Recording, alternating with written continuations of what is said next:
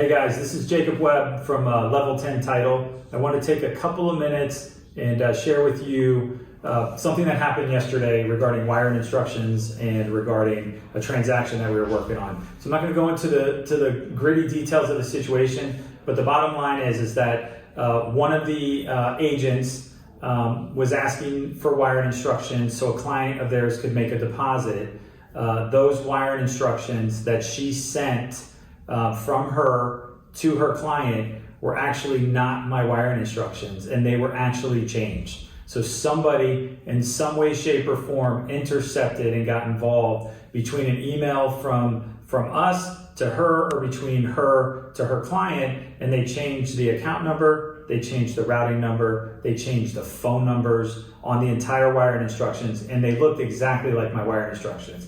And so the only reason that it prompted us to be able to figure this situation out was she had done enough work with us to know, like, let me just pick up the phone and call Jacob and find out what's going on, because they were having some issues with the phone numbers that were listed on those wiring instructions. And so it really got me thinking about how important, how scary this is, like not just with Level 10, but really any title company that you're working with, how important it is for you as the agent to not get involved in any wiring instructions at all for any reason. So, Jacob, let me interrupt you. Yeah, go ahead. So my name is Chris Cull. I'm an agent here with the office. First, I will say, if you're not using Jacob, you should be, because he's fantastic. The guy is an expert at title, and he's not paying me for that, but that's it's true. Yeah. It's true, because I do use him, and there's a lot of title companies around.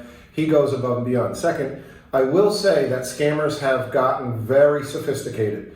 And as an agent, there's no way I want to have anything to do with the wiring instructions, because if it's in my inbox and if I forward it, I'm part of that liability chain. So I don't want to have to get an attorney, get involved. I have heard stories in Palm Beach County where large sums of money have gone missing and evaporated overseas. They probably ended up in Russia somewhere within an hour, and that was it, they were gone. So Jacob, let me ask you a question. Yeah.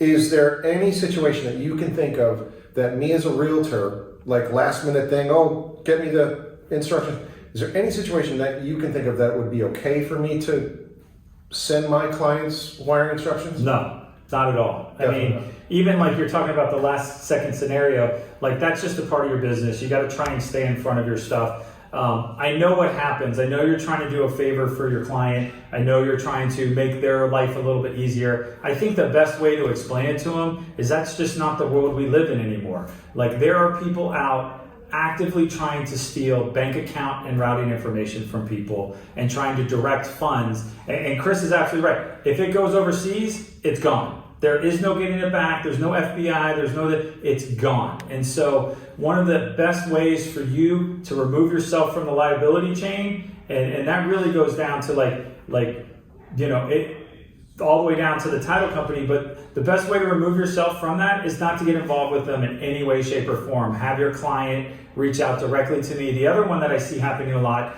is agents will send me an email, include their client, and say, hey, will you send us back the wiring instructions? You don't want to be included on any of those emails. You don't want to be a part of any of that, because it is an extreme, like in this situation that we're just talking about, I never actually received money, and my wiring instructions say to call to verify. I'm not liable.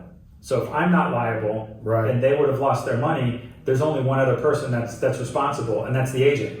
So that's really what we're trying to avoid. So I don't want to have the wiring instructions sent to me at all. It's better for me not even to... Correct. Okay, that's great advice. Now, if a buyer loses his money, of course he's going to get an attorney right away, especially if it's a large amount of money. Correct. And then he's probably going to sue everybody, right? Right. And who wants that? Right. No, it's definitely going to happen. I mean, they're what I call business killers, right? So a $1,500 wire is probably not going to change anybody's world and deal with it.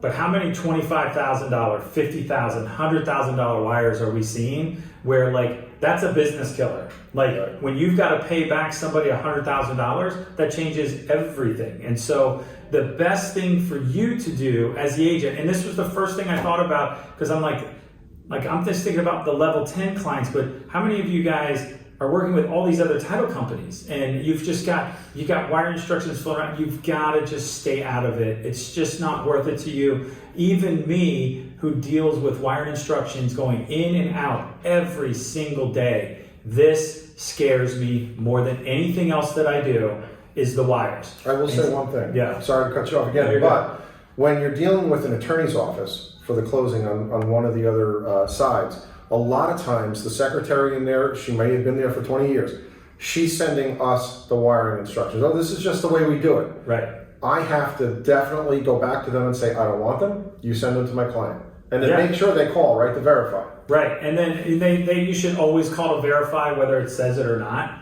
But what I've seen over the last year is a lot of agents get more and more involved to make it easier for their clients, and I get that.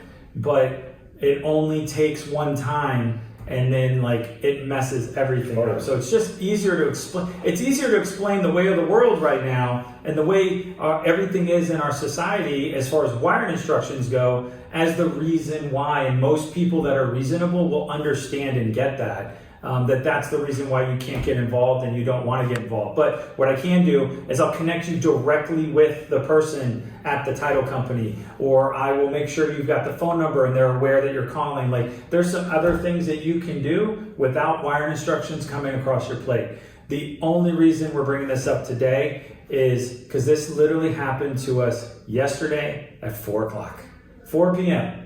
I get this call, and all of a sudden I'm looking at these wiring instructions and everything on them is different except for my logo and my address. All that stuff's right and it looks good, but all of the important information is changed up. So, and it also gets me to start thinking, well, if I've got somebody trying to disrupt incoming wires, do I have somebody trying to disrupt outgoing wires? So then you start to get extra vigilant about all of that. And the truth is, when you have all these different people involved in one transactions, and you're doing 20 transactions and 30 transactions, and all these different emails and all these different, it's not difficult for somebody to get in there and try to do it. So we care about you guys.